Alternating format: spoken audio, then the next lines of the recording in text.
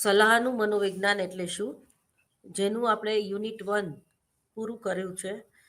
અને છેલ્લે આપણે તાલીમાર્થીઓની અંગત જરૂરિયાતોની આંતરસૂઝ એના વિશે પણ વાત કરી ગયા આપણે.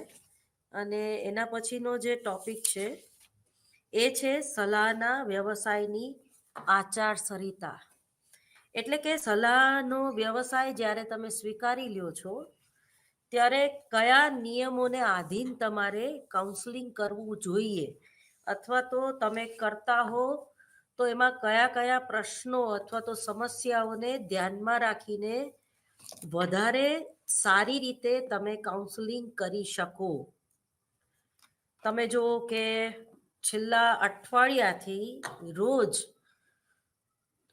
દિવ્ય ભાસ્કર, સંદેશ કે ગુજરાત સમાચાર, તમારા ઘરે જે ન્યૂઝપેપર આવતું હોય તો એમાં ક્યાંક ને ક્યાંક આત્મહત્યાના બનાવ તમે વાંચતા હશો.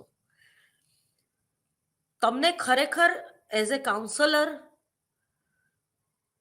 ઇન્ટરેસ્ટ હોય, એટલે કાઉન્સલિંગમાં ઇન્ટરેસ્ટ હોય, એક સલાહકાર બનવું હોય, અથવા તો મનોવિજ્ઞાનના વિદ્યાર્થી તરીકે પણ સલાહનું મનોવિજ્ઞાન વ્યવસ્થિત સમજવું હોય, તો તમારે આ બધા જે કેસ સ્ટડી છે અથવા તો આત્મહત્યા શા માટે લોકો કરે છે, આત્મહત્યા કરવા પાછળના જવાબદાર કારણો કયા છે. છાપામાં તમને બહુ વિચિત્ર લાગશે કે ભાઈ પતિ પત્ની બંને બાળકોને સ્કૂલે મૂકીને પાછા ઘરે આવી ગયા અને પત્ની રસોડામાં જઈને બ્રેડ બટર આપી એના હસબન્ડને નાસ્તામાં સવારે, અને હસબન્ડ ગરમ થઈ ગયો કે આ બ્રેડ બટર છે વાસી છે, બગડી ગયા છે ટૂંકમાં. એમાંથી બંને જણાને શું ચળભળ થઈ એમાં વિગતે બધું લખેલું છે. એ સાચું ખોટું કેટલું આપણને નથી ખબર. તો પત્નીએ ગુસ્સામાં આવીને પોતાના પતિને પેલા ચપ્પુ માર્યું, પછી પોતાના હાથની નસો કાપી નાખી, અને પછી સ્ટેટમેન્ટમાં પેલા પતિએ, પેલા પુરુષે એવું કીધું કે વધારે ઉગ્ર ઝઘડો થતા એણે સિલિન્ડર જે ગેસ હોય એ ખોલી નાખ્યો અને ઘરમાં આગ લગાડી દીધી. હવે આ આત્મહત્યા છે કે હત્યા, પેલા તો એ એક ક્વેશ્ચન છે. એટલે આત્મહત્યા એ પણ એક ગુનો છે, અને કોઈની હત્યા કરવી એ તો ગુનો છે જ. તો આ ગુનાહિત માનસ પાછળના જવાબદાર કારણો કયા હોઈ શકે? મનોભાર, ડિપ્રેશન, વિકૃત ચિંતા, માનસોપચાર જરૂરી છે. આવા બધા જ વિચારો મનોવિજ્ઞાનના વિદ્યાર્થીઓ તરીકે તમને આવવા જ જોઈએ, તો જ તમે આ પેપરને વ્યવસ્થિત સમજી શકશો. અથવા તો ભવિષ્યમાં તમારે આ ફિલ્ડમાં પ્રોફેસર બનવું હશે, કે કાઉન્સલર બનવું હશે, કે સાયકિયાટ્રિક બનવું હશે, એવા વિદ્યાર્થીઓને પણ આવા કેસ સ્ટડી કે આવા સમાચારમાં રસ લઈને વાંચવું જોઈએ, અને એની ડિટેલ્સ શું ખરેખર હતી એ એ એ વાતને વળગી રહેવું જોઈએ.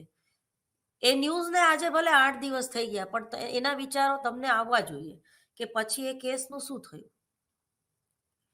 તો કોઈ વ્યક્તિ જ્યારે આત્મહત્યા કરે છે એટલે ખાલી પતિ ખીજાણો અને ઝઘડો થઈ ગયો એટલે કોઈ આત્મહત્યા ન કરી શકે. એવા ઝઘડા તો આપણે ઘણી વાર થાય છે. અને કોઈ પણ પતિ પત્ની હોય દુનિયાના, એ ભગવાન કેમ ન હોય, શંકર અને પાર્વતી કેમ ના હોય, અથવા રામ અને કૃષ્ણ કેમ ન હોય. બધાને પોતાના જીવનમાં પોતાની પત્ની કે પોતાના પતિની સાથે ક્યાંક ને ક્યાંક ઝઘડો થતો જ હોય છે. પણ એ ઝઘડો એ કક્ષાએ ના થવો જોઈએ કે તમે કોકને મારવા માટે તૈયાર થઈ જાઓ અને તમે પોતે કોકના માટે મરવા માટે તૈયાર થઈ જાઓ. તો આ જે આપણે જેને કે જ્યોતિષની ભાષામાં એવું કહીએ છીએ કે આપણા અમુક નબળા ગ્રહો હોય કે એક કાળ ભમતો હોય, આવા બધા નામો આપી દઈએ છીએ, જેને આપણે મનોવિજ્ઞાનમાં મનોભાર કહીએ છીએ, ડિપ્રેશન કહીએ છીએ. સ્ટ્રેસ મેનેજમેન્ટ તમે બધા ભણી ગયા છો અથવા તો ભણશો કે સ્ટ્રેસ છે એને મેનેજ કેવી રીતે કરવો. જો અહીંયા એને આપણે મેનેજ કરવાની વાત આવી, જેમ આપણે આપણો કોઈ બિઝનેસ છે, આપણું કામ છે, આપણો વ્યવસાય છે, એ કરવા માટે આપણે એક મેનેજ કરવું પડે છે ને. આપણે ભાઈ ઘરેથી આટલા વાગે નીકળી જશું, પછી આટલા વાગે પહોંચી જશું, પછી આપણે કામના કલાકો વધારી દેશું, કામ નહીં પૂરું થાય તો આ ફાઇલ માટે મારે ગાંધીનગર જવું પડશે, તો એ કેટલી વાર જવું પડશે, તો આને મેનેજમેન્ટ કહેવાય. તો એવી રીતે દરેક વ્યક્તિને પોતાનો સ્ટ્રેસ છે જ. ધીરુભાઈ અંબાણીને પણ સ્ટ્રેસ હોય છે, અને રસ્તે ચાલતો ભિખારી હોય છે એને પણ સ્ટ્રેસ હોય છે. અને મારા અને તમારા જેવા માણસો મેનેજ કેવી રીતે કરવું, એની જે ટેકનિક છે એ જો આપણને આવડી જાય તો પછી કાઉન્સલર પાસે જવું ન પડે. અને કાઉન્સલરને પણ પોતાનો સ્ટ્રેસ છે એ વધુ સારી રીતે મેનેજ કરવો પડે. શા માટે? કારણ કે એને પોતાની સમસ્યાઓ ભૂલીને એની સામે જે અસીલ આવે છે એની સમસ્યાઓની નોંધ લઈને એને યોગ્ય માર્ગદર્શન પૂરું પાડવાનું છે. અને એ માર્ગદર્શન એ રીતે પૂરું પાડવાનું છે કે જેમાં એના પોતાના અંગત કોઈ પૂર્વગ્રહ કે અંગત એના અનુભવો એને નથી લાવવાના. એને યોગ્ય કોઈ ટેકનિકનો ઉપયોગ કરીને જે અસીલ છે એને એને ઉપયોગી થવાનું છે. ફરી એકવાર યાદ કરાવી દઉં કે અસીલ જે છે એને જ ડ્રાઇવિંગ સીટ ઉપર બેસવા દેવાનો છે. તમારે એના બદલે ડ્રાઇવિંગ નથી કરવાનું, તમારે એની બાજુમાં બેસવાનું છે, ડ્રાઈવરની બાજુમાં બેસવાનું છે. જિંદગી રૂપી ગાડી કેવી રીતે ચલાવવી એનું ટુ ગાઈડ, એને ગાઈડ કરવાનો છે, માત્ર એને દિશા આપવાની છે. એ પણ કેવી દિશા? જે દિશામાં એને જવું છે. એને જવું હોય બરોડા, તો તમારે એમ નથી કહેવાનું કે ના ના બરોડા કરતા બોમ્બે બહુ સરસ છે, તું ત્યાં જા. બરોબર? એટલે એની જે સમસ્યા છે એના પોઈન્ટ ઓફ વ્યૂથી, એના અનુભવના ભાથાને ધ્યાનમાં રાખીને તમારે એનું કાઉન્સેલિંગ કરવાનું છે. ઘણીવાર આપણને પેલી કહેવત યાદ આવે કે હૈયું બાળવું એના કરતાં હાથ બાળવા સારા. તો ઘણીવાર જે કાઉન્સલર છે, જે સલાહકાર છે, એ ખૂબ સામેના અસીલને સમજાવે, એને સાંભળે, એને બહુ સારી રીતે સાંભળવું એ પણ એક બહુ મોટો ગુણ છે. એ ખોટો હોય, એનો અહમ આડો આવતો હોય, એ ઘણી વાત છુપાવતો હોય, તો આપણે અહીંયા કાણાને કાણો નથી કહેવાનો, બાડાને બાડો નથી કહેવાનો. એ જ રીતે ઘણીવાર જે સલાહકાર છે એ પણ કોઈ ખોટા બોલા અસીલથી કંટાળી જતો હોય છે, છુપાવનાર વ્યક્તિથી કંટાળી જતો હોય છે. કારણ કે જો એની આગળ યોગ્ય માહિતી નહીં હોય તો એ માર્ગદર્શન સારી રીતે પૂરું પાડી ન શકે, એ વાસ્તવિકતા છે. પરંતુ આવા વખતે પણ ખૂબ સંયમ રાખીને જે સલાહકાર છે એણે પોતાનું કામ જે છે આગળ પોઝિટિવલી આગળ ધપાવવાનું છે.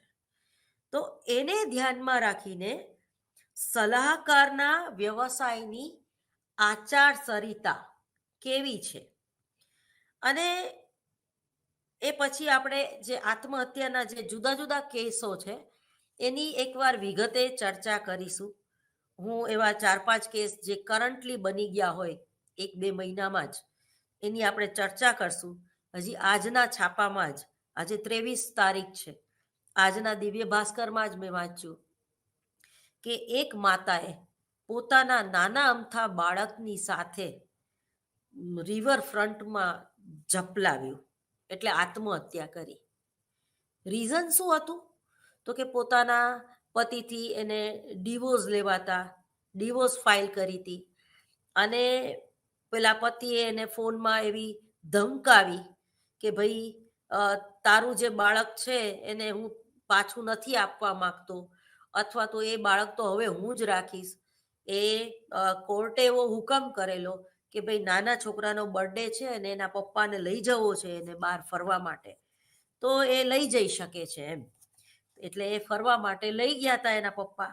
અને પછી એને એવો ફોર્મ કર્યો કે ભાઈ હું તારું છોકરું છે એ ગમે એમ કરીને તારી આગળથી પડાવી લઈશ, અને એ છોકરું હું તને આપીશ નહીં, તને રાખવા માટે નહીં આપું એમ. અને પછી એ એટલી બધી ડરી ગઈ એ સ્ત્રી, અને એટલી બધી ઇન્સિક્યુરિટી એને ફીલ થઈ, અને એટલી બધી એને જેને કહીને કે એનામાં ઇમોશનલ ઇન્ટેલિજન્સી ના કહેવાય, આને ઇમોશનલ ઇન્ટેલિજન્સી નહીં, આને બેવકૂફી કહેવાય. કે ના, મારા છોકરાને હું શું કામ એને આપું, આ છોકરું તો મારું છે. અને મને જો પરાણે મારા છોકરાને હું મારા છોકરાની રક્ષા નહીં કરી શકું તો એના કરતા એનું માનસ કેટલું વિચલિત હશે, એનું માનસ કેટલું ખરાબ થઈ ગયું હશે, એ કેટલી ડિપ્રેશનમાં આવી ગઈ હશે એની સાથે જે આ ઘટના બની. લગ્ન સંબંધોનું જે વિચ્છેદન છે એ બહુ પીડાજનક હોય છે. તો એના નાના અમથા બાળકને એને પોતાને એક ક્ષણે વિચાર ન આવ્યો કે હું મારા છોકરાનું ખૂન કરી રહી છું, હું મારા છોકરાને મારી નાખું છું. એક બાજુ હું એને એટલો પ્રેમ કરું છું, તો એ છોકરાને મારતા જીવ કેમ ચાલે? એના બદલે તમે જો પેલા તો એવું બનતું કે પોતે મરી જતી, પણ હવે તો છોકરા સહિત સ્ત્રીઓ મૃત્યુને વરે છે, અપમૃત્યુને વરે છે, એમ કહું તો ચાલે. તો આ ક્યાં સુધીની માનસિક વિકૃતિ?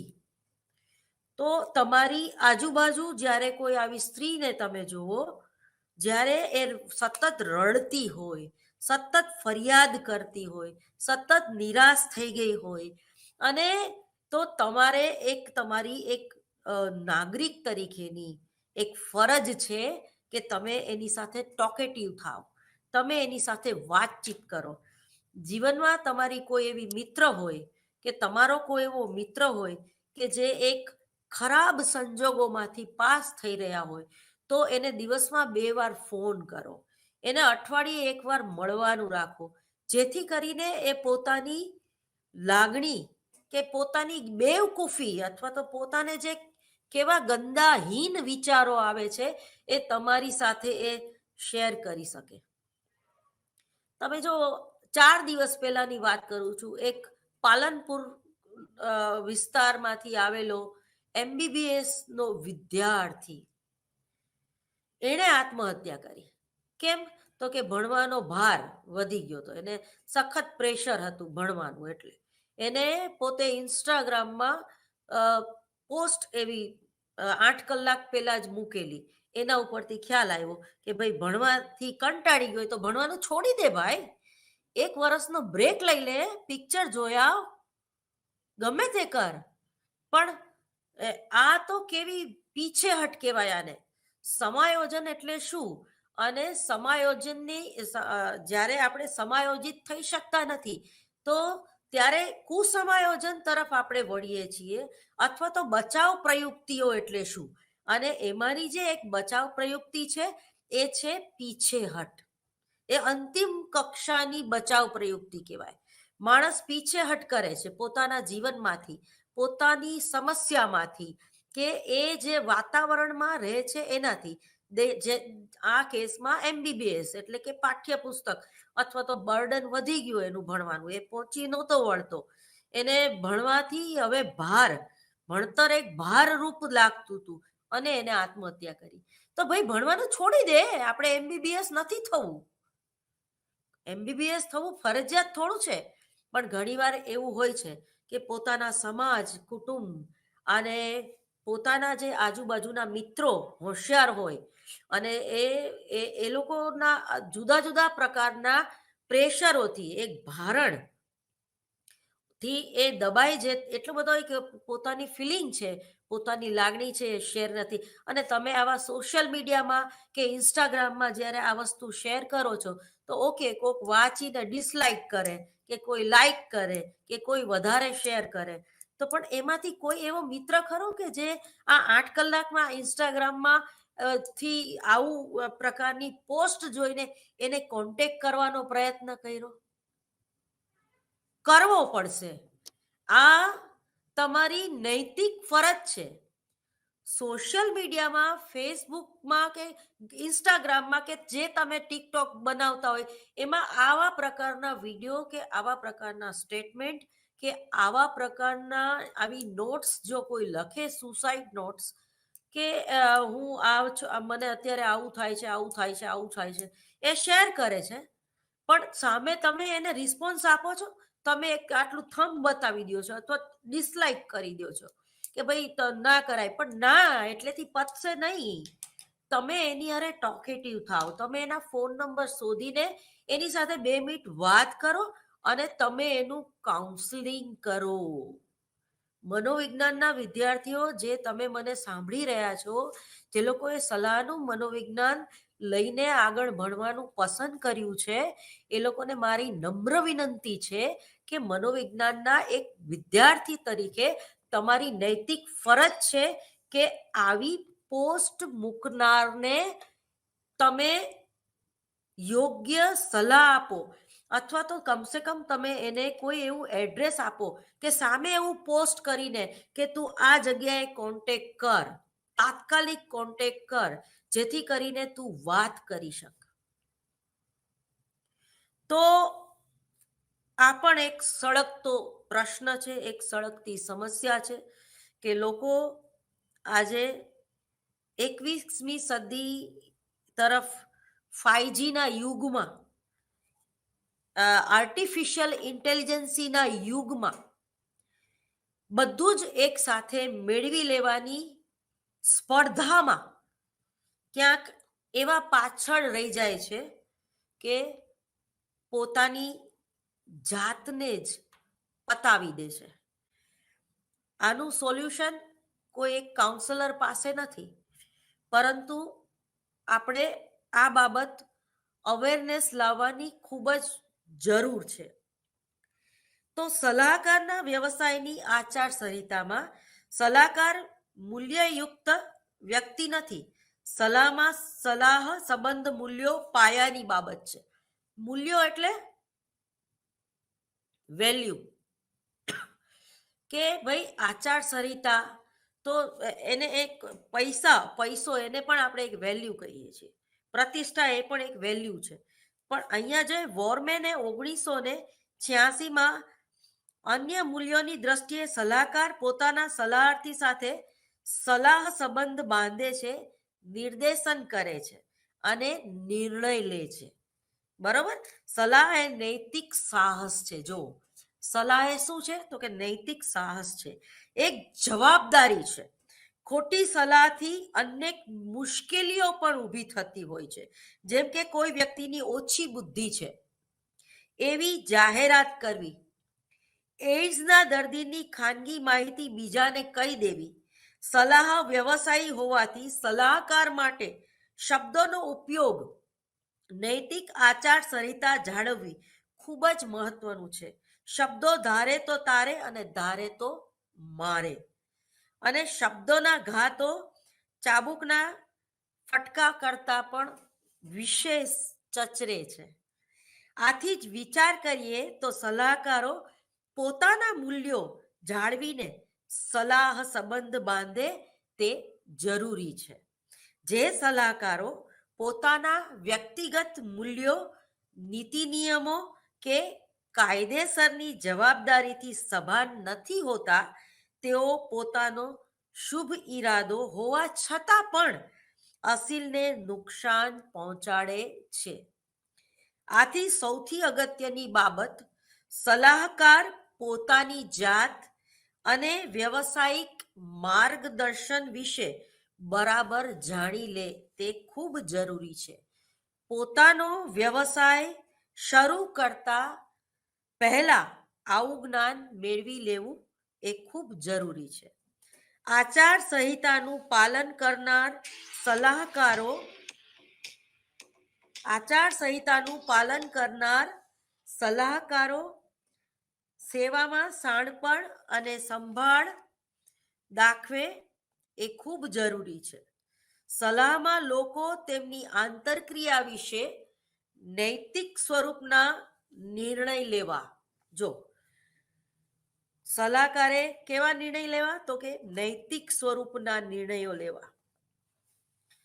સમાજમાં લોકો અને તેની આંતરક્રિયા વિશે નૈતિક સ્વરૂપના જ્યારે નિર્ણય કોઈ તમે કાઉન્સેલિંગ કરીને જ્યારે નિર્ણય સુધી પહોંચો છો, તો એમાં કઈ બાબત હોવી જોઈએ? નૈતિકતા અને પ્રામાણિકતા હોવી જોઈએ. સામાન્ય રીતે જોઈએ તો આચાર સંહિતા અને નૈતિકતા શબ્દ એકબીજાના પર્યાય તરીકે અહીંયા આપણે વાપરવાના છે. તેઓ ઘણી રીતે પરસ્પર એકબીજાને સ્પર્શતા હોય છે. વાન હુસેન અને અન્યના જે પ્રયોગો છે 1985ના, તે પ્રમાણે તો તેમાં શું ખરાબ છે અથવા તો માનવ આચાર અને મૂલ્યોનો અભ્યાસ કરવો જોઈએ. જો કે બંને શબ્દનો અર્થ જુદો જુદો પણ નીવડે. આચાર સંહિતા એ તાત્વિક શાખા છે જે માનવ આચાર અને નૈતિક નિર્ણય માટે સંકળાયેલા છે. દાખલા તરીકે, બરોબર સમજો, મારા ઉદાહરણ ઉપરથી તમને એકદમ ખ્યાલ આવી જશે. કોઈ એક વ્યક્તિ છે, એ એકદમ ખેંખડી અને દુબળી પતલી અને જેને કહેવાય ને કે જેના હાડકા દેખાય છે, એવી વ્યક્તિ કાઉન્સલર પાસે આવે છે કે ભાઈ મારે મને ડિપ્રેશન એટલે આવે છે કે મારો જે બાહ્ય દેખાવ છે એ સાવ ડુગલી જેવો છે, કે હું હાડપિંજર જેવી છું. પણ મને જે ન્યુટ્રિશન છે એ મને નોનવેજ ખાવાનું કહે છે, મને મુરગી ખાવાનું કહે છે, અને હું એક વાણિયાની દીકરી છું. તો હું તમારી પાસે આવી છું કે મારે મારા ન્યુટ્રિશન કે મારો જે જીમ ટ્રેનર છે એનું મારે માનવું કે નહીં. શું હું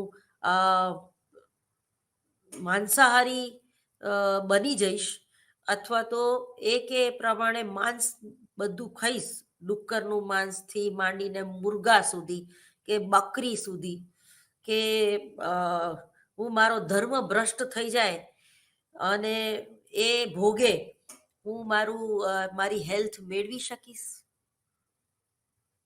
બરોબર સમજો. ક્યારેય કોઈ પણ સલાહકાર કદાચ મુસ્લિમ હોય ને, એ પોતે માંસાહારી હોય ને, છતાં એની સામે જે અસીલ આવ્યો છે ને, એ કયા સમાજમાંથી આવે છે, એ વાણિયાનો દીકરો છે, એ વાતને અંડરલાઈન કરીને એને સલાહ આપવી જોઈએ કે નોનવેજ ખાવાથી કોઈ દિવસ બોડી બિલ્ડર બનાય નહીં, અથવા તો નોનવેજ ખાઓ તો જ તમે જાડા થાવ એવું ના હોય. નોનવેજ ખાઓ તો તમારામાં પ્રોટીન વિટામિન વધે અને તમે હટ્ટા કટ્ટા લાગો એવું જરૂરી નથી. રાજમા, ભાત, બટર, દાળ અને લીલોતરી શાકભાજીથી પણ તમે તમારું પ્રોટીન વિટામિન અને તમારું જે શરીર છે એ વધારી શકો. એવું જરૂરી નથી કે દુબળા પતલા હોય એને પણ કસરત કરવી જોઈએ, કારણ કે એ લોકોને ભૂખ જ નથી લાગતી. જો એને થાક લાગે, જો એને પરસેવો થાય, તો એની કેલેરી થોડી ભલે ઓગળી જાય, પણ એટલું જ સામે એ પેટમાં નાખશે. તો કોઈ પણ સોલ્યુશન છે એ જ્યારે તમારી આગળ આવા કોઈ પ્રશ્ન આવે, તો કદાચ તમે પોતે ભલે નોનવેજ ખાતા હોય, પણ સામેની વ્યક્તિ તમને ખુલ્લેમ ખુલ્લી પેટ છૂટી વાત કરે છે કે ભાઈ હું વાણિયાનો દીકરો છું, અમારા ઘરે આદુ લસણ નથી ખવાતા. તો હવે તમને એનો પેલો જીમ ટ્રેનર છે નોનવેજ ખાવાનું કહેશે, તો પેલા તો એ કે નોનવેજની વાત તો જવા દો, પણ નોનવેજ જોઈને જ એને ઉબકા આવશે. એ પરાણે એક એના ન્યુટ્રિશનના કહેવાથી એ ખાશે તો પણ એ ગિલ્ટી ફીલ કરશે, અથવા તો બનશે કે એની માનસિકતા એની સાથે ન હોય, એ અંદરથી એ ગિલ્ટી થશે, એટલે એને સ્કિન ડિસીઝ થશે. બરોબર, કારણ કે એ સ્વીકારી નથી શકતો અંદરથી. એને પોતાને એવું થતું નથી કે મારે આવું કરવું જોઈએ.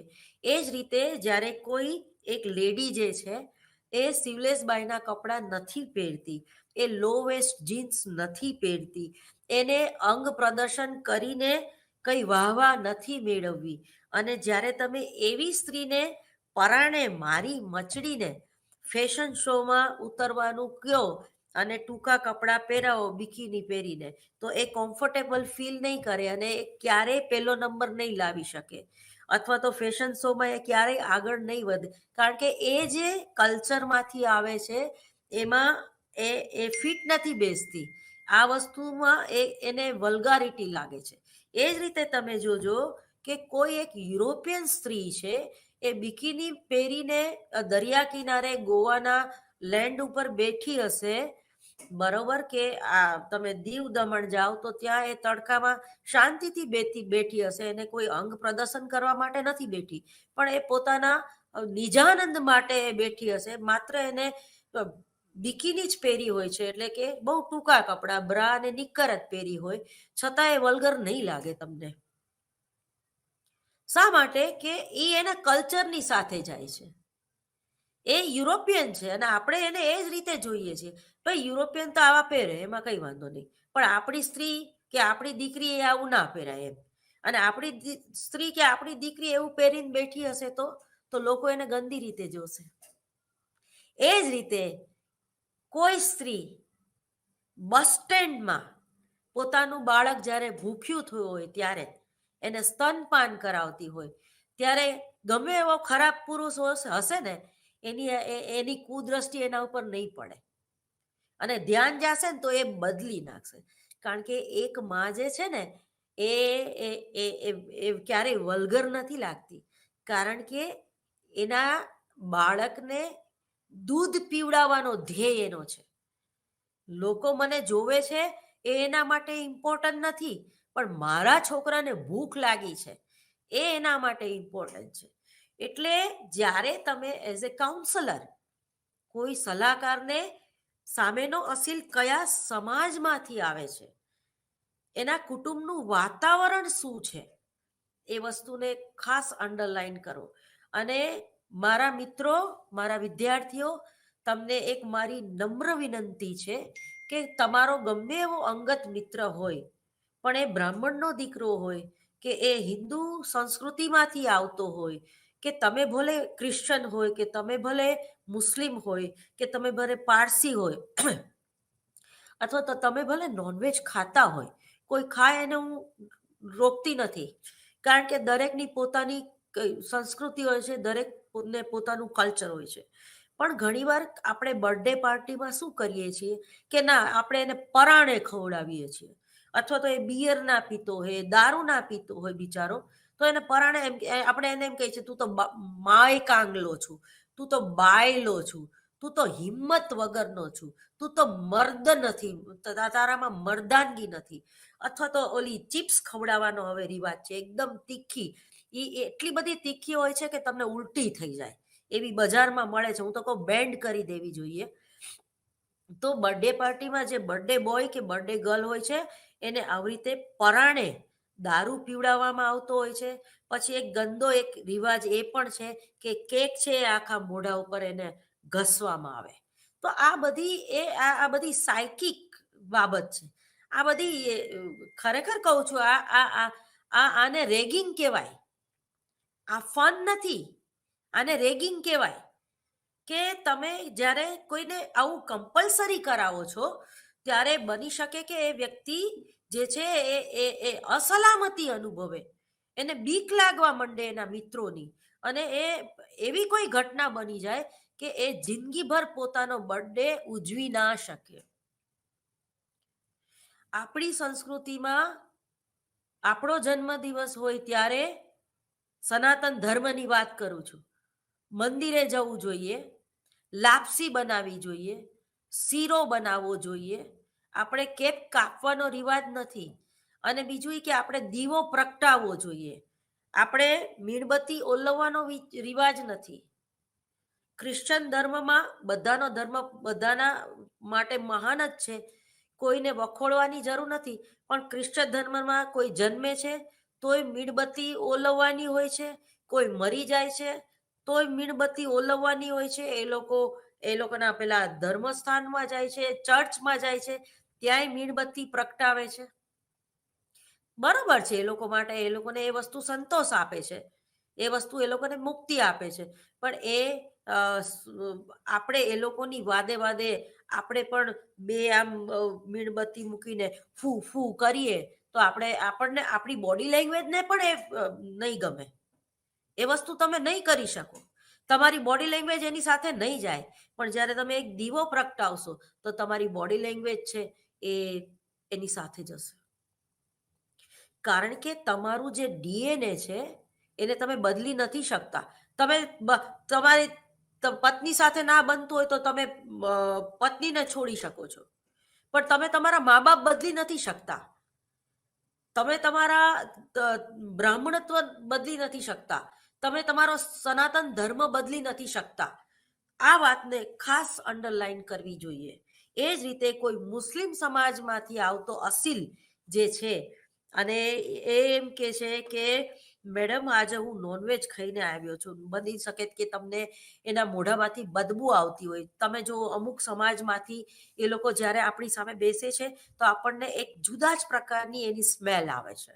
તો આવી સ્મેલ આવે ત્યારે પણ એઝ એ કાઉન્સલર તરીકે તમારે બહુ વફાદાર રહીને તમારા વ્યવસાયની સાથે ક્યારેય આમ નહીં કરવાનું, સ્પ્રે વધારે છાંટવાનું. અને એને તમારે આવું કંઈ કહેવાની જરૂર નથી કે તમે શું ખાઈને આવ્યા, બહુ ગંદી વાસ આવે છે. ઘણાને લસણ ડુંગળીની પણ વાસ આવતી હોય, એવું જરૂરી નથી. પણ આ બધું સહન કરવું પડે, કારણ કે તમારો વ્યવસાય કોઈને ખરાબ લાગી જાય. તમે કોઈના ખાવા ઉપર ટિપ્પણી કરો તો એ ખરાબ લાગી જાય. તમે કોઈના ખાવા ઉપર તમે એમ કહો કે તું બહુ પાપી છું તો એને ખરાબ લાગી જાય. અને હા, અહીંયા એક વાત ક્લિયર કરું, સુખ દુઃખ, પાપ પુણ્ય, સારું ખરાબ, સાચું ખોટું, આ બધું આપણા ધર્મએ, આપણા રીત રિવાજે અને આપણા બાપ દાદાએ અથવા તો આપણા પૂર્વજોએ નક્કી કરેલું છે, આપણા ગ્રંથોએ નક્કી કરેલું છે.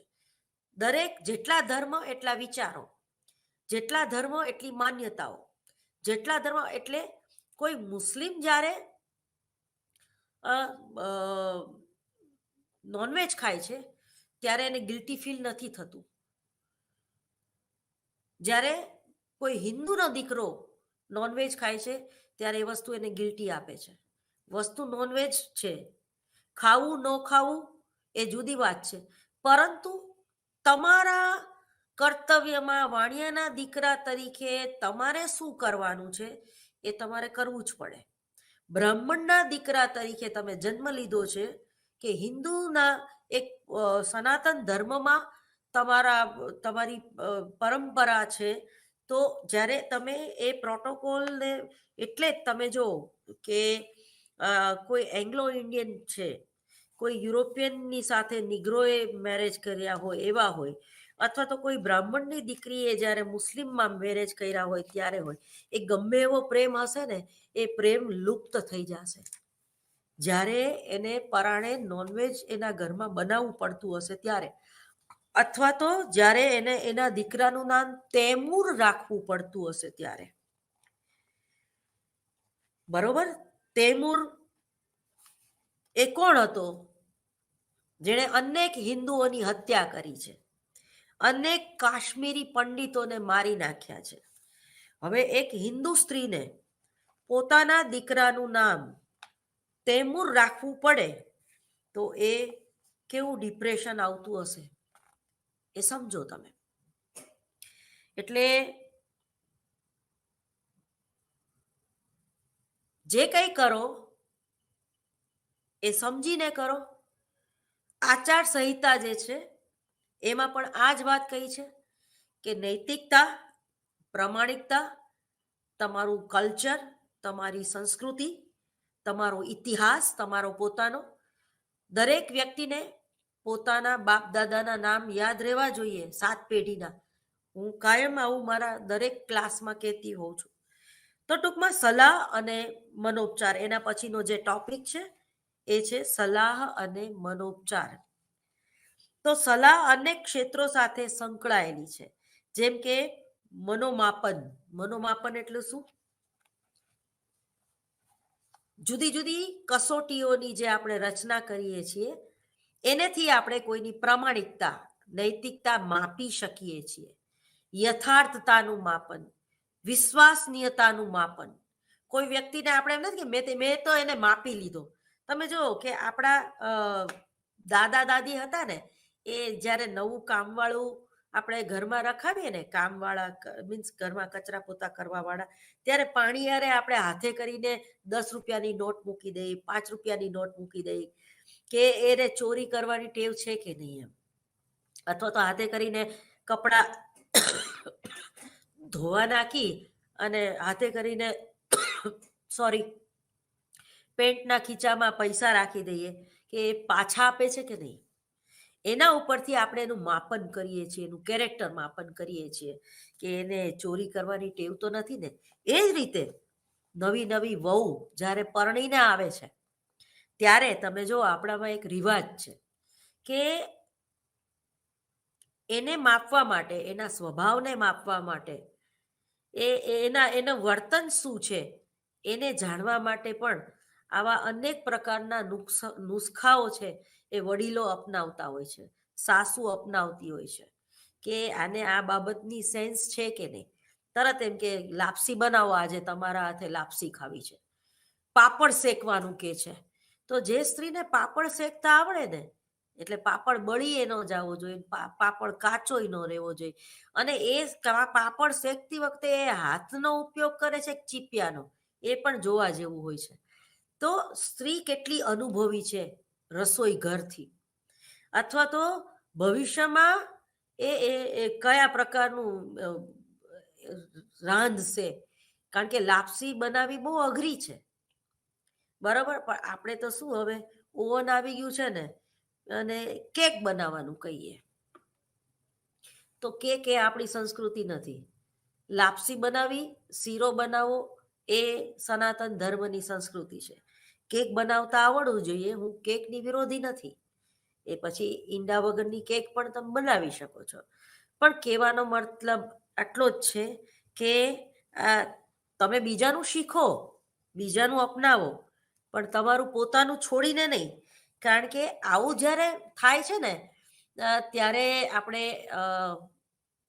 કાઉન્સલિંગ કરાવવું પડે છે. એટલે ત્યારે આપણી પોતાની સમસ્યાઓ વધી જતી હોય છે.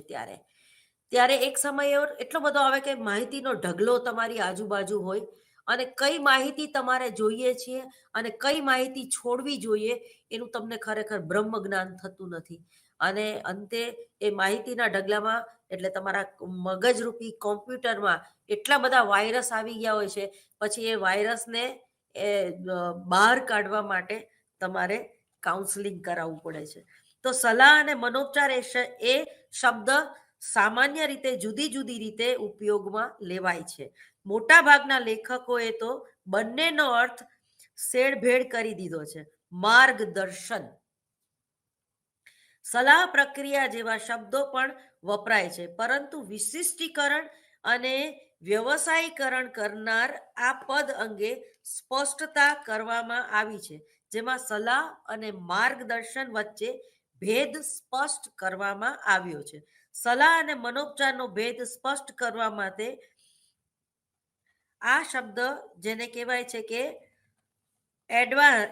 એડવાઇઝિંગ શબ્દ, એ શૈક્ષણિક એડવાઇઝિંગ શબ્દ વપરાયો છે, જેમાં શિક્ષકો તેમના વિદ્યાર્થીઓના અભ્યાસક્રમની પસંદગીમાં મદદરૂપ થાય છે. માર્ગદર્શન માટે મોટે ભાગે તમે જો, હવે તમે જ્યારે એડમિશન લેવા જશો ને કોઈ પણ કોલેજોમાં, તો એક વ્યક્તિ કાઉન્સલર જેને કહેવાય છે, એને કાઉન્સલર જ કહેવાય.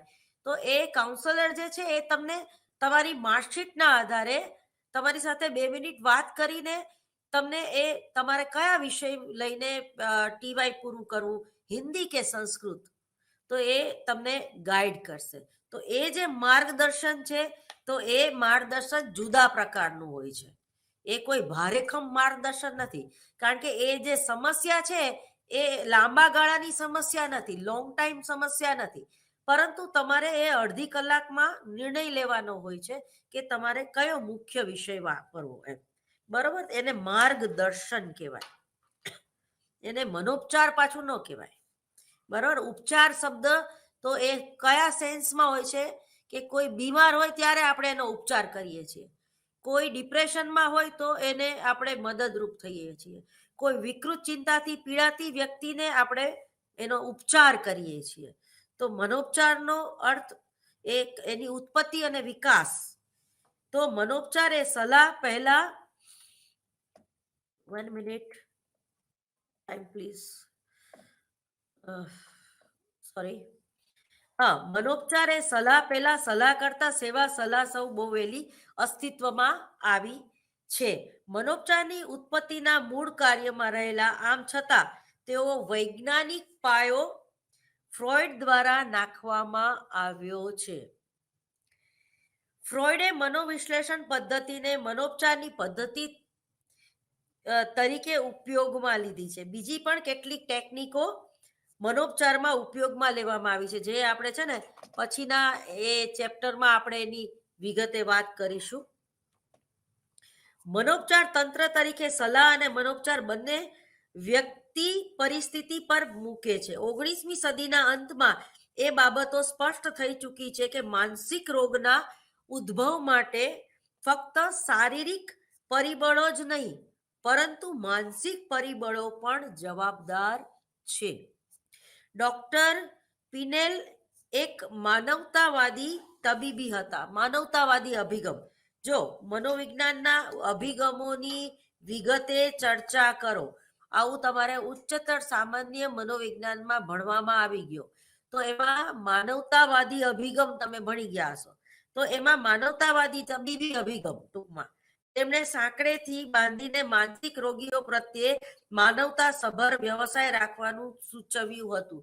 પહેલાના જમાનામાં એવન આજે પણ અમુક સમાજમાં, દાખલા તરીકે રબારી સમાજ, ચૌધરી સમાજ અથવા તો આદિવાસીનો અમુક જે સમાજ છે તો એ વ્યક્તિને જે મનોરોગથી પીડાતી હોય એ વ્યક્તિને ભૂવા આગળ લઈ જવામાં આવે અને પછી એને ગરમ ગરમ ડામ આપવામાં આવે, અથવા તો એને સાંકળેથી બાંધી દેવામાં આવે, અથવા તો એને પાછળ મારવામાં આવે અને એવું માનવામાં આવે કે અંદર એનામાં જે ભૂત છે એને મારે છે.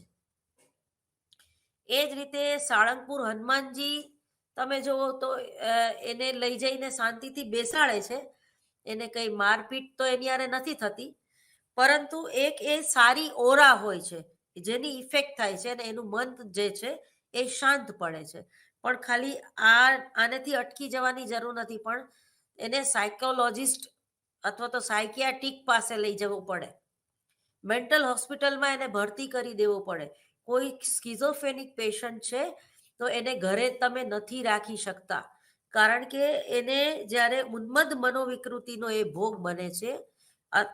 ખિન્ન મનોવિકૃતિમાં હજી બહુ વાંધો નથી આવતો, કારણ કે ખિન્ન મનોવિકૃતિમાં શું થાય છે કે કલાકો સુધી એકને એક ખૂણામાં બેસી રહે છે, માત્ર એ પોતાનું કે બીજા કોઈ અન્યનું નુકસાન પહોંચાડતો નથી. પરંતુ જે લોકો ઉન્મત્ત મનોવિકૃતિથી પીડાય છે, સ્કિઝોફેનિક પેશન્ટની વાત કરું તો એ લોકોને આપણે મેન્ટલ હોસ્પિટલમાં ભરતી કરવા પડે છે. અને હવે જે રીતે પહેલા ટ્રીટમેન્ટ થતી હતી કે એને મગજ ઉપર શોર્ટ આપીને એને શાંત પાડવામાં આવતો હતો, પણ હવે એવું પણ કરવામાં નથી આવતું, પરંતુ શામક દવાઓ આપવામાં આવે છે. શામક એટલે એના એ જે હાઈપર થઈ જાય છે અથવા તો એ જે એકદમ આવેગમાં આવી જાય છે, તો એના આવેગને શિથિલ કરી નાખવામાં આવે છે, એને સ્લો કરી, જે રીતે તમને હાઈ બીપી હોય તો દવા આપીને તમને તમારું બીપી વ્યવસ્થિત કરવામાં આવે છે. તમારું લોહીનું પરિભ્રમણ એકદમ થતું હોય તો એટેક આવવાની ચાન્સ વધારે હોય છે, તો એ ધીમી ગતિએ કરી દેવામાં આવે છે. તો ટૂંકમાં શામક દવાઓ આપવામાં આવે છે, એને બહારથી કોઈ શોર્ટ આપવામાં આવતા નથી. એ જ રીતે એને ભૂવાની આગળથી લઈ જઈને એને ડામ આપવામાં આવતા નથી. ઘણીવાર આપણે અમુક મેગેઝિનમાં કે પેપરમાં વાંચતા હોય છે કે નાના અમથા બાળકને ખેંચ આવતી હતી અને ડામ આપી દીધો, એના પેટ ઉપર કે નાભી ઉપર ડામ આપી દેવામાં આવ્યો. તો આ કેટલું ખરાબ કહેવાય. અથવા તો એ ભૂતને ડામ આપ્યો છે એવું માનવામાં આવે, અને બાળક ઘણીવાર આવું સહન ન કરી શકે તો બિચારું મરી જાય છે. તો આ બહુ જ ચિંતાજનક વિષય છે ટૂંકમાં. તો આમાંથી હજી આપણે પૂરી રીતે બહાર નથી નીકળ્યા. એ જ રીતે જ્યારે તમે મનોવિજ્ઞાન, જ્યારે ફિલોસોફીમાંથી અલગ પડ્યું ત્યારે અ, સાહચર્યવાદ અને રચનાવાદમાં પણ એબનોર્મલ સાયકોલોજીને ભણવામાં આવે તો એમાં પણ એક એવો ઉપચાર બતાવેલો છે કે કોઈ વ્યક્તિને ખૂબ જ માર મારવામાં આવે અને પછી એ માર મારવાથી એ વ્યક્તિ બિચારી શાંત પડી જાય, એ શિથિલ થઈ ગઈ હોય છે કે એને વીકનેસ આવી ગઈ હોય એટલે બિચારી કઈ રીતે ઊભી થાય એમ. તો પણ ખરેખર એવું હોતું નથી. એને પોતાને બિચારાને ખબર જ નથી હોતી કે મને શા માટે માર્યો. ઘણા ટીચર પણ એવા હોય છે, શિક્ષકો પણ એવા હોય છે. કોઈ વિદ્યાર્થીને એમ કે ચલ ઊભી થઈ જા, અંગૂઠા પકડ. હવે એ પેલા વિદ્યાર્થીને ખબર જ નથી હોતી કે મને શા માટે અંગૂઠા પકડવાનું કીધું. પછી એને પૂછે બિચારું કોઈ વિદ્યાર્થી કે મને તમે સાહેબ મને બહાર કેમ મોકલી દીધી, મેં એવું તો શું કર્યું? તો કે બસ તું લેસન નથી લાવ્યો ને એટલે. પણ મને પૂછો જ ખરા કે હું કેમ નથી લાવ્યો, અથવા તો મેં લેસન કર્યું જ, ખાલી હું બુક જ ઘરે ભૂલી ગયો, કાલે તમને બતાવી દઈશ. તો ઘણીવાર આપણને જે સજા કરવામાં આવે એની પાછળનું કારણ જે છે એ ખબર જ નથી હોતું. તો આવું આંધળે બેરું કૂટાય એવું ઘણીવાર બને છે. તો મનોપચાર એ સલાહ પહેલા સલાહ કરતા સેવા સલાહ સમૂહ પહેલી અસ્તિત્વમાં આવી હતી. મનોપચારની ઉત્પત્તિના મૂળ કાર્યમાં રહેલા છે. આમ છતાં તેઓ વૈજ્ઞાનિક પાયો ફ્રોઈડ દ્વારા નાખવામાં આવ્યો હતો. મનોવિશ્લેષણવાદ આખો વાંચી જવા મારા વાલા મિત્રોને નમ્ર વિનંતી છે. બરોબર, ફ્રોઈડને વાંચી જવો. ફ્રોઈડ મનોવિજ્ઞાનનો પિતા માનવામાં આવે છે. અને મનોવિશ્લેષણવાદ એડલર, યુંગ, કારેન હોર્ની નવ ફ્રોઈડવાદીઓને પણ વાંચવા ફ્રોઈડ દ્વારા નાખવામાં આવ્યો હતો. અને ફ્રોઈડે મનોવિશ્લેષણ પદ્ધતિને મનોપચારની પદ્ધતિ તરીકે ઉપયોગમાં લીધી હતી. બીજી પણ કેટલીક ટેકનિકો મનોવિજ્ઞાનમાં ઉપયોગી છે. મનોપચારના તંત્ર તરીકે સલાહ અને મનોપચાર બંને વ્યક્તિ પરિસ્થિતિ પર ભાર મૂકે છે. 19મી સદીના અંતમાં એ બાબતો સ્પષ્ટ થઈ ચૂકી છે કે માનવી રોગોના ઉદ્ભવ માટે ફક્ત શારીરિક પરિબળો નહીં પરંતુ માનસિક પરિબળો પણ જવાબદાર હોય છે. ડોક્ટર પિનેલ અને માનવતાવાદી તબીબી હતા. તેમણે સાંકળેથી બાંધેલા માનસિક રોગો પ્રત્યે માનવતા સભર વ્યવહાર રાખવાનું સૂચવ્યું હતું. ડોક્ટર પિનલ પહેલા વ્યક્તિ હતા જેમણે માનસિક રોગો માટે માનવતા સભર વ્યવસાયની હિમાયત કરી. બહુ મોટી વાત છે કે કોઈ પણ મેન્ટલ વ્યક્તિને આવી રીતે મારીને કે બાંધીને ન રખાય. ટૂંકમાં 1745 થી 1626 સુધી આ જે મેન્ટલ હોય બિચારા, જે મંદબુદ્ધિના હોય, એને આવી રીતે સાંકળેથી બાંધી રાખવામાં આવતા અથવા તો એને રૂમમાં પૂરી દેવામાં આવતા. એ લોકોને શારીરિક ત્રાસ આપવામાં આવતો, કારણ કે એવું માનવામાં આવતું કે એનામાં ભૂત છે, એને ભૂત વળગેલું છે. 1734 થી 1815નું કામ પણ મહત્વનું છે. મેસ્મરે માનસિક સ્થિતિ પર સંમોહન અને સૂચનની અસર દર્શાવી છે. મેસ્મેરિઝમનો સિદ્ધાંત વાંચી જવો. સાર્કોટે હિસ્ટોરિયાના દર્દી માટે સંમોહનનો ઉપયોગ કર્યો હતો. એપિલેપ્સી જેને કહેવાય. જેનેટે હિસ્ટેરિયાના નિદાન માટે ઈસવીસન 1898 થી 1997 ઉપચાર માટે સંમોહનને ઉપયોગમાં લીધી હતી. આમ થોડા સમય માટે તો ચિકિત્સા ક્ષેત્ર સંમોહનને તબીબોને સામૂહિક રીતે એટલે સામૂહિક ઉપચાર જ કરતા હતા. સમૂહની હિસ્ટેરિયા પર સફળ અસર થતી. સંમોહનની અસર ફ્રોઈડ ઉપર થઈ, ટૂંકમાં હિપ્નોટિઝમ. તો સૌથી પહેલા હિપ્નોટિઝમ વિશે મેસ્મરે વાત કરી, પણ એની ટેકનિક અલગ હતી. અને ફ્રોઈડે એ ખાસ કરીને સંમોહન એટલે શું એનો ઉપયોગ લોકોને ઉપચાર માટે એને કર્યો. તો ફ્રોઈડ અને તેના સાથીદાર બ્રુઅર 1842 થી 1925 બંને માનસિક દર્દીઓની સારવારમાં ભાર વિરેચન પદ્ધતિનો ઉપયોગ કર્યો. વિરેચન, જો યોગમાં પણ વિરેચન પદ્ધતિ આવે છે. વિરેચન કરવું એટલે બધું બહાર કાઢી નાખવું. અનુલોમ વિલોમથી માંડીને ધ્યાન, સમાધિ, પ્રાણાયામ, એ તમે યોગની આખી ટેકનિક જો તો વિરેચન કરવું એટલે બહાર ફેંકી દેવું. મનોપચારની એક પદ્ધતિ તરીકે મનોવિશ્લેષણ પદ્ધતિ પ્રસ્થાપિત કરવામાં આવી. માર્ગદર્શન કાર્યકરો અને તબીબો પોતાના ક્ષેત્રના લોકોને મદદગાર બની રહ્યા હતા. તેમણે લાગ્યું કે માનસિક દર્દીઓની સારવાર માટે ફક્ત ઔષધ કે મનોવૈજ્ઞાનિક કસોટીઓ દ્વારા નિદાન પ્રાપ્ત થઈ શકશે નહીં, પરંતુ પરિણામે મનોપચારનો વિકાસ થયો. અને મનોપચારમાં વાતચીત દ્વારા, જો કાઉન્સેલિંગ ત્યાંથી શરૂ થયું, વાતચીત દ્વારા પણ દર્દીના રોગોનો ઉપચાર થઈ શકે. કારણ કે અમુક રોગ હોય છે એની કોઈ દવા નથી હોતી, કારણ કે એ રોગ હોતો જ નથી. માત્ર તમને કોઈ ઠીક કરવા વાળી વ્યક્તિ જોઈએ.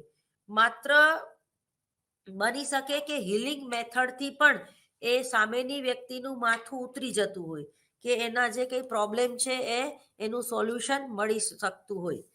તો મનોપચારની વ્યાખ્યા હવે આપણે જોઈ જઈએ કે મનોપચાર એટલે શું.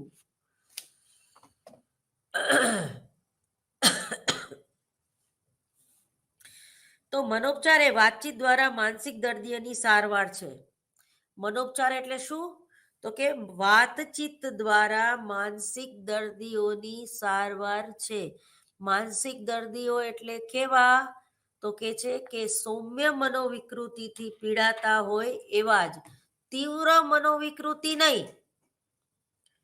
જે લોકોને મેન્ટલ હોસ્પિટલમાં ઓલરેડી આપણે દાખલ કરી દીધા છે, એનો મનોપચાર આપણે વાતચીત દ્વારા નથી કરી શકતા. પરંતુ જે લોકો સૌમ્ય મનોવિકૃતિથી પીડાય છે, જે લોકોને હજુ મેન્ટલ હોસ્પિટલમાં જવાની જરૂર નથી, એ લોકો આવા કોઈ ક્લિનિકમાં જાય છે જ્યાં કોઈ સલાહકાર હોય છે, જે તે વિષયમાં એક્સપર્ટ હોય છે. તો એને શું કહેવાય?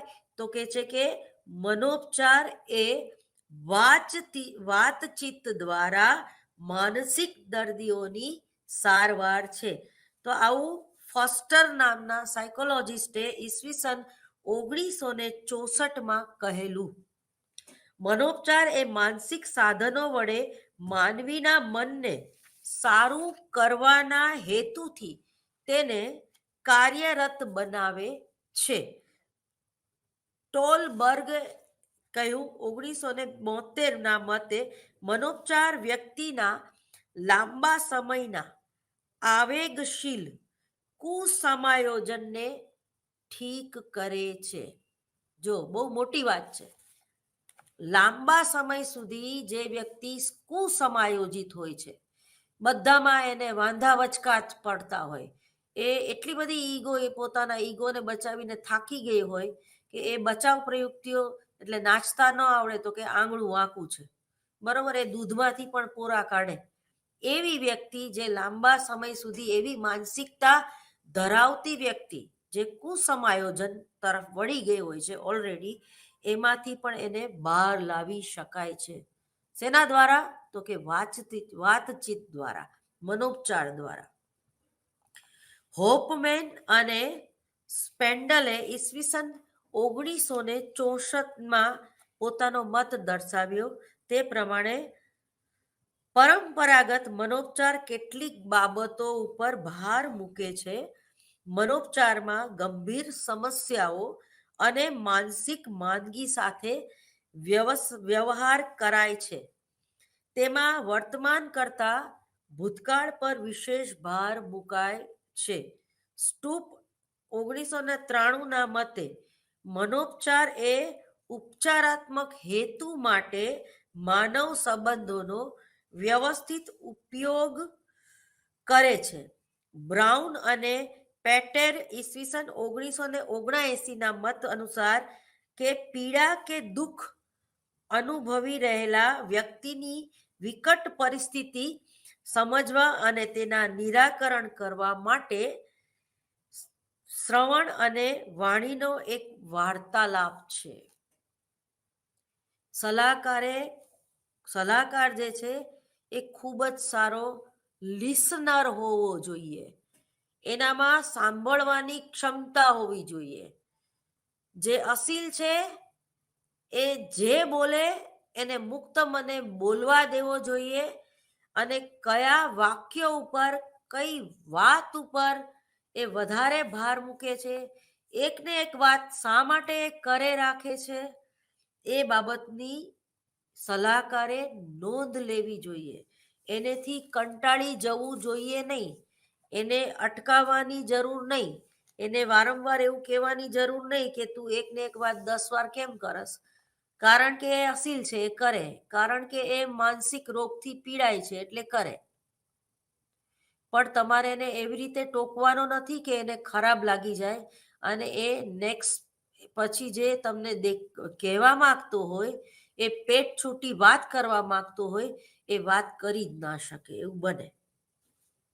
ઘણીવાર એકને એક કોઈ વ્યક્તિ જ્યારે તમારી યારે વારંવાર એકને એક વાત કરે રાખે છે ત્યારે એ જે વ્યક્તિ છે એની જરૂરિયાત એ હોય છે કે પ્લીઝ તું મારી યારે વાત કર. મારે તારું કંઈ નથી લઈ જવું, પણ તું મારી યારે વાત કર બસ. એક એની એવી જીદ હોય છે અને વાતનો કોઈ ટોપિક એની પાસે હોતો નથી અને એમાં એનું લાંબુ કોઈ જ્ઞાન નથી હોતું, પરંતુ એને મદદ કરવાની ભાવના હોય છે કે હું એને એના કોર્ટ કેસમાં મદદ કરું કે હું એને બીજી ત્રીજી રીતે મદદ કરું, પણ એને પોતે ક્લિયર નથી હોતા કે હું ક્યાં એને કામ લાગી શકું એમ છું. એટલે એકને એક વાત 10 રીતે કરશે, કારણ કે એને સતત એવું દેખાડવું હોય છે કે હું તને કામ લાગી શકું એમ છું, અથવા તો હું તારા માટે કામની વ્યક્તિ છું. પરંતુ એ અસીલ છે એટલે એનું ખરાબ નહીં લગાડવાનું. પરંતુ જ્યારે તમને તમારો મિત્ર કોઈ આવી રીતે એકને એક વાત 10 વાર કહેતો હોય ત્યારે તમારે એને કહેવું જોઈએ કે તું એકને એક વાત 10 વાર નહીં કે, હું સમજી ગઈ તું શું કહેવા માંગસ.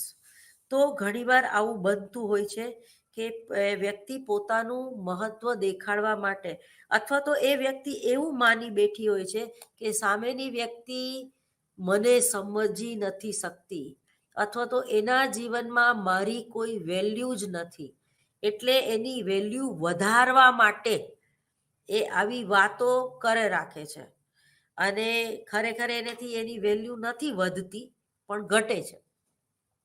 પણ એ વસ્તુ એ સ્વીકારવા તૈયાર નથી. તો આવું ઘણીવાર બનતું હોય છે. એમાં તો પણ એઝ એ સલાહકાર તરીકે અસીલ જ્યારે એકની એક વાત કરે ત્યારે એને એ આગળ વધે એના માટે માત્ર તમારે એક નાની એવી ક્યુ જ એને આપવાની હોય છે જેથી એ પોતાનો પોઈન્ટ આઉટ વ્યવસ્થિત રજૂ કરીને આગળ વધી શકે. ક્યાંક તો પછી એક તમારે એને ટોકવો પડે છે.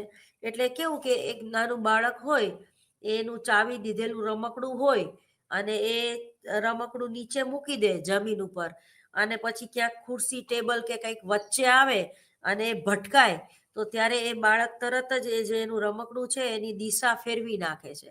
તો અહીંયા પણ જે સલાહકાર છે એને પોતાના અસીલ જે વારંવાર વાત કરતો હોય તો એને ખબર ન પડે એ રીતે એની દિશા જે છે એટલે વાત બદલી કાઢવાની છે.